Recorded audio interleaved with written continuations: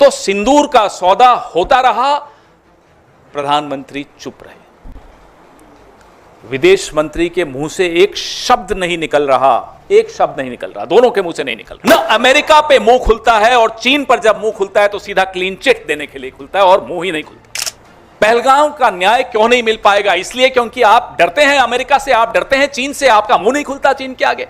सबको मालूम है, पूरे देश को मालूम है, पूरे विश्व को मालूम है चीन की भूमिका क्या रही इस युद्ध में। अमेरिकी राष्ट्रपति डोनाल्ड ट्रंप अलग अलग देशों में, जमीन पर, हवा में, हवाई जहाज में एक बात दोहराते रहे। उन्होंने एक बहुत खौफनाक बात भी बोली कि उन्होंने भारत को व्यापार रोकने की धमकी देकर युद्ध रुकवाया। युद्ध जब होता है या कॉन्फ्लिक्ट जब होता है तो युद्ध सिर्फ सीमाओं पर नहीं लड़ा जाता। सेनाएं बहादुरी से सीमाओं पर अपना काम मुस्तैदी से कर रही होती हैं। युद्ध में बहुत अहम भूमिका उन रणनीतिकारों की होती है जो राजधानी में बैठे होते हैं। वो मंत्री हों, वो अफसर हों, वो प्रधानमंत्री हों, वो विदेश मंत्री हों, इन तमाम लोगों की एक भूमिका बहुत महत्वपूर्ण होती है, जो सेना के पराक्रम को या तो बूस्ट कर सकती है या सेना के पराक्रम को और नुकसान भी पहुंचा सकती है, उनके मनोबल को नुकसान पहुंचा सकती है, जो हमने इस बार बहुत अफसोस के साथ कह रहे हैं कि होते हुए देखा। मैं सबसे पहले अपने साथियों से आग्रह करूंगा कि एक आपको वीडियो दिखाएं। At the start of the operation, we had sent a message to Pakistan saying we are striking at terrorist infrastructure. We are not striking at the military. So the military has an option of standing out and not interfering in this process. They chose not to take that good advice. ये आपने देखा, हमारे नेता राहुल जी ने इस पे कुछ सवाल भी पूछे हैं, परसों पूछे, आज फिर कुछ सवाल पूछे।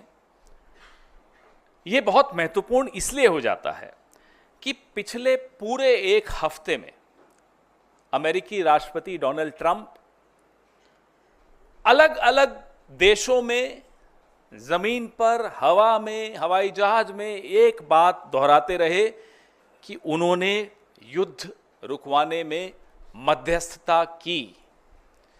उन्होंने एक बहुत खौफनाक बात भी बोली कि उन्होंने भारत को व्यापार रोकने की धमकी देकर युद्ध रुकवाया।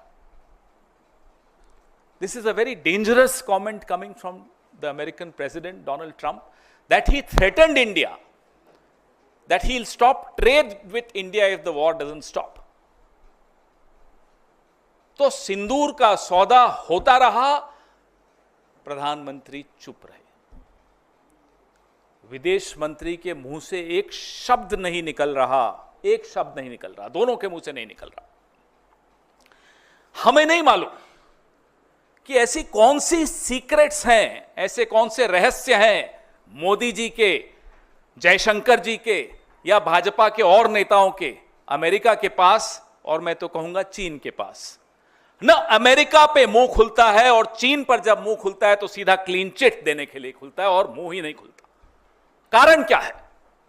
आपके जो रहस्य उनके पास होंगे, हमें कोई मतलब नहीं उससे, लेकिन देश को नुकसान क्यों पहुंच रहा है? पहलगाम का न्याय क्यों नहीं मिल पाएगा? इसलिए क्योंकि आप डरते हैं अमेरिका से, आप डरते हैं चीन से, आपका मुंह नहीं खुलता चीन के आगे। सबको मालूम है, पूरे देश को मालूम है, पूरे विश्व को मालूम है चीन की भूमिका क्या रही इस युद्ध में। और अमेरिका अपनी भूमिका खुद आगे बढ़ चढ़कर बता रहा है इस युद्ध को रोकने में, और जयशंकर जी का मुंह नहीं खुलता। ये क्या हो रहा है? इसलिए ये सवाल पूछने बहुत बहुत आवश्यक हैं। यह महत्वपूर्ण है कि डोनाल्ड ट्रंप क्या बोल रहे हैं, लेकिन बात सिर्फ डोनाल्ड ट्रंप की नहीं है। बात यह है जो अभी आपने वीडियो में देखा कि कैसे जयशंकर जी खुद प्रेस एजेंसीज को सामने बैठाकर और खुद बता रहे हैं कि हमने पाकिस्तान के आतंकी ठिकानों पर हमला करने से पहले पाकिस्तान को सूचित कर दिया था। अब ये सूचित करने का क्या मतलब होता है? इतना भरोसा है आपको आतंकियों पर कि आप सूचित कर देंगे और वो वहीं रहेंगे या वो चुपचाप बैठेंगे? ये भरोसा है आपको उन आतंकियों पे? रिश्ता क्या है आपका? कैसे आप बोल रहे हैं उनको? क्यों बताया आपने उनको? और इसको आप क्या कूटनीति कहेंगे? ये डिप्लोमेट रहे हुए हैं। आज जो देश के विदेश मंत्री हैं ये एक राजदूत रहे हुए हैं, आईएफएस ऑफिसर रहे हुए हैं। क्या इसको कूटनीति कहते हैं? माफ कीजिएगा, हमारी देहाती भाषा में इसको मुखबिरी कहते हैं, इसको कूटनीति नहीं कहते। ये मुखबिरी है, ये अपराध है, ये गद्दारी है। और उसके बाद लीपापोती पूरी कि मैंने ऐसा नहीं, अरे आपने तो खैर लीपापोती भी नहीं कि आपके विभाग से एक चिट्ठी आ गई कि ये ऐसा नहीं कहा। आपके मुंह से ये शब्द एक एक, यहां मीडिया कर्मी बैठा है, देश के हर नागरिक ने, विश्व के हर नागरिक ने देखा आपने क्या बोला कि हमने पाकिस्तान को बता दिया था कि हम सिर्फ आतंकी ठिकानों पर हमला करने जा रहे हैं। अब बताइए, मुखबिरी नहीं है तो क्या है? और मुखबिरी का इतिहास लंबा है, अभी उस पर भी आऊंगा मैं। अब हम यह जानना चाहते हैं, क्या इसी मुखबिरी की वजह से अजहर मसूद जिंदा भाग गया? क्या इसी मुखबिरी की वजह से हाफिज सईद भाग गया? यह हुआ क्या? क्या देश को यह जानने का हक नहीं है कि आपने पहले ही सूचित करके अजहर मसूद को बचाया? ये वही अजहर मसूद है जिसको पहले भी बचाया गया था। कंधार में जब IC 814 को हम छुड़वाने गए थे, तब इसी अजहर मसूद को हम जाकर उनको सुपुर्द करके आए थे। ये दूसरी बार बचाने की साजिश क्यों हो रही है? क्यों बचाया गया अजहर मसूद को? कारण बताइए। ये जो बयान है विदेश मंत्री का बहुत संवेदनशील है। आतंकी ठिकाने, इस बयान के बाद पाकिस्तान ने उन ठिकानों का क्या किया होगा, खाली किए होंगे, नहीं किए होंगे, ये तो अजहर मसूद जिंदा है उसी से मालूम पड़ जाता है। और कितने आतंकी जिंदा बच के भाग गए होंगे, ये चिंता और ये सवाल हम सबके मन में है।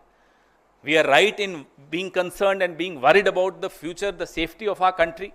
If we have forewarned Pakistan, then obviously most of the terrorists like Azhar Masood, like Hafiz Saeed would have escaped.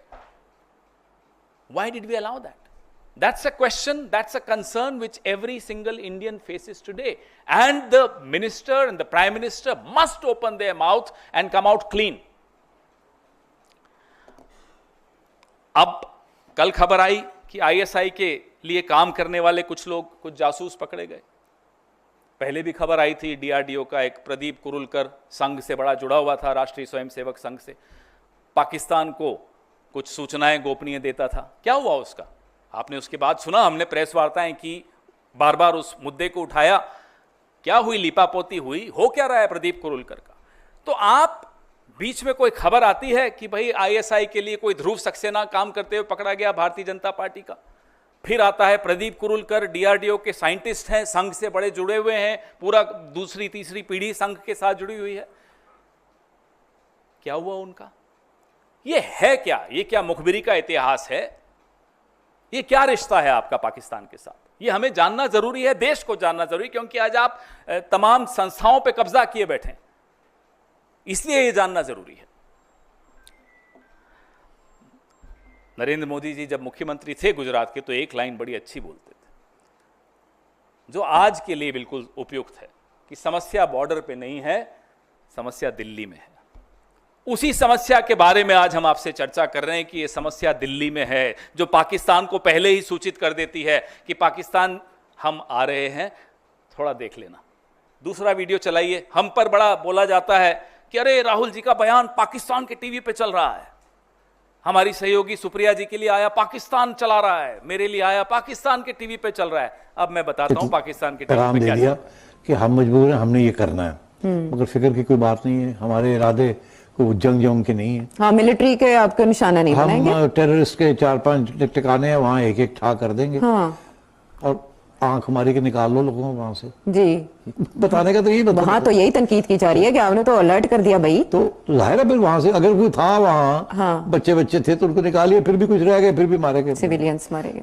तो इनका ये कहना है कि हमने तो आपको बता दिया था कि हम आ रहे हैं और आप, तो यार अगर सजा देनी थी तो ये ऐसे करते हैं। तो इसका कि ये पहले दिन से ये फरेब थे, ये सब एक ड्रामा था। ये अवाम को गुमराह कर रहे थे, अपनी अवाम को, और हमारे साथ जंग नहीं करना चाहते थे। अच्छा। अवाम को कह रहे थे हम इंतकाम करेंगे, हम जंग करेंगे, उनको सबक सिखाएंगे।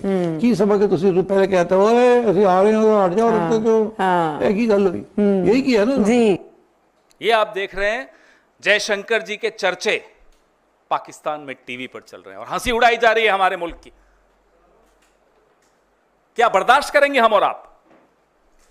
इस तरह से हमारे देश की 75 साल का एक बहुत, मैं कहूंगा, समृद्ध हमारी एक परंपराएं रही हैं, कन्वेंशंस रही हैं, एक रूल ऑफ लॉ है, डिप्लोमेसी है, सिद्धांतों पर हमारा देश चलता है। हम खुद कभी युद्ध नहीं करते, बिल्कुल सही बात है। हम सिर्फ रिटेलिएशन करते हैं, अपने इंटरेस्ट का प्रोटेक्शन करते हैं, हम अपने हितों की रक्षा करते हैं। और उसके बाद जयशंकर इस तरह का बयान दें जो पाकिस्तान में और पूरे देश में, पूरे विश्व में हमारी हंसी उड़ रही है। इसलिए राहुल गांधी बार बार कह रहे हैं कि आप जवाब दीजिए इस फोरवार्निंग से। ये जो आपने पहले ही पाकिस्तान को बता दिया, इससे देश को क्या नुकसान हुआ, यह हमारा लिए जानना बहुत जरूरी है। देश के कितने हवाई जहाज गिरे, देश को क्या नुकसान हुआ और कितने आतंकी बच के भाग गए, यह जानना हम सब के लिए बहुत जरूरी है। आप देश हित के मुद्दों पर ओछी राजनीति करते रहे जो पिछले 2-3 दिन से हो रही है, और आप सोचे कि विपक्ष चुप रहेगा। आप सोचे कि विपक्ष इतने जो संवेदनशील सवाल हैं, जो देश की गोपनीयता और सुरक्षा से जुड़े हुए हैं, देश के लॉन्ग टर्म इंटरेस्ट से जुड़े हुए हैं, देश के हितों से जुड़े हुए हैं, उस पर हम सवाल नहीं पूछेंगे तो आने वाली पीढ़ी हमको जवाब मांगेगी हमसे कि आप विपक्ष में थे, आप क्यों नहीं बोले। आपका तो जो करेगी आने वाली पीढ़ी वो आप देख ही लेंगे।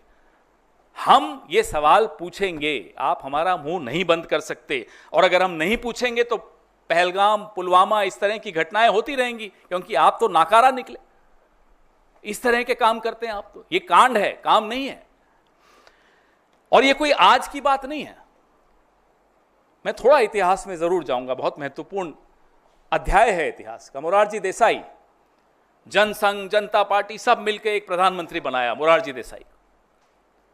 मोरारजी देसाई ने, और ये रिकॉर्डेड हिस्ट्री है, कोई हवाबाजी व्हाट्सएप यूनिवर्सिटी और ये आईटी वाली ट्रोल नहीं है, रिकॉर्डेड हिस्ट्री है। मोरारजी देसाई ने फोन उठाकर जनरल जियाउल हक को कहा कि हमें राव वालों ने बताया है काहुता में आपका न्यूक्लियर क्या तैयारी चल रही है। पूरे डिटेल रॉ के हमारे जो इंफ्रास्ट्रक्चर था पाकिस्तान में, जो हमारे कैंप्स, वो सारा बता दिया उनको। कुछ हफ्तों में, हफ्ते भी नहीं, कुछ दिनों में हमने इतने रॉ के लोग गंवा दिए वहां, उनको पाकिस्तान ने गायब कर दिया, मार दिया, क्या किया हमें नहीं मालूम। और जो दशकों की मेहनत थी रॉ की, वो मोरारजी देसाई के जियाउल हक को एक फोन कॉल में खत्म कर दी। इसीलिए कहता हूं मुखबिरी का इतिहास है। और ये मोरारजी देसाई हैं। जैसा देश में हमारे भारत रत्न होता है ना, पाकिस्तान में निशाने पाकिस्तान होता है। मोरारजी देसाई को पाकिस्तान ने निशाने पाकिस्तान से नवाजा। हम चुप रहते हैं, इसका मतलब नहीं कि हम ये सब पीड़ा हम सब ने झेली नहीं है, इस देश ने नहीं झेली।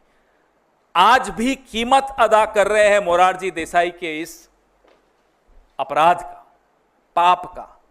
ये पाप की श्रेणी में आता है जो मोरारजी देसाई ने किया, और ये पाप की श्रेणी में आता है जो एस जयशंकर ने किया, और ये पाप की श्रेणी में आता है जो प्रधानमंत्री की चुप्पी है, जो जयशंकर की चुप्पी है चीन और अमेरिका को लेकर। इससे बड़ा पाप इस देश में किसी सरकार ने, किसी विदेश मंत्री ने, किसी प्रधानमंत्री ने नहीं किया, जो मोरारजी देसाई ने किया, जो नरेंद्र मोदी ने किया, और जो एस जयशंकर अभी कर रहे हैं इस देश के साथ।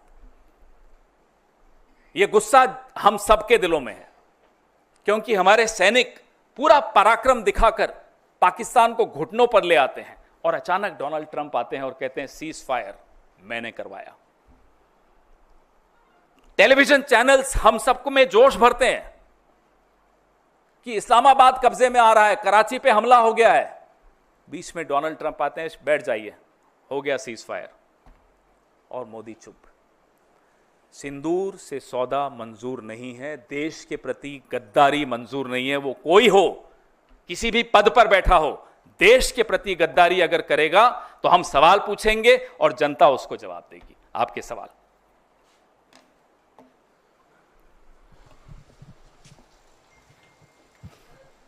जी सर, आज बैठक है स्टैंडिंग कमेटी की एक्सटर्नल अफेयर्स की, और विदेश सचिव को बुलाया भी गया है, आपके भी मेंबर्स उसमें हैं, तो क्या आपको लगता है इस मसले पर भी चर्चा होनी चाहिए? कम से कम स्टैंडिंग कमेटी को पता होना चाहिए। अगर आप बात कर रहे हैं तो होना तो बहुत कुछ चाहिए मौसमी जी। होना तो ये चाहिए कि प्रधानमंत्री ऑल पार्टी मीटिंग्स में खुद आए, नहीं हुआ। होना तो यह चाहिए कि जिस तरह से पंडित जवाहरलाल नेहरू ने अटल बिहारी वाजपेयी की मांग पर भारत चीन युद्ध के बीच में विशेष सत्र संसद का बुलाया और चर्चा की, हमने मांग की नरेंद्र मोदी जी से कि एक विशेष सत्र संसद का बुलाइए, होना तो वो भी चाहिए था, नहीं हुआ। इस सरकार नमस्कार, मैं हूं अहमद। अगर आपको ये वीडियो पसंद आया तो लाइक करें, शेयर करें और हाँ, सब्सक्राइब करना ना भूलें। धन्यवाद।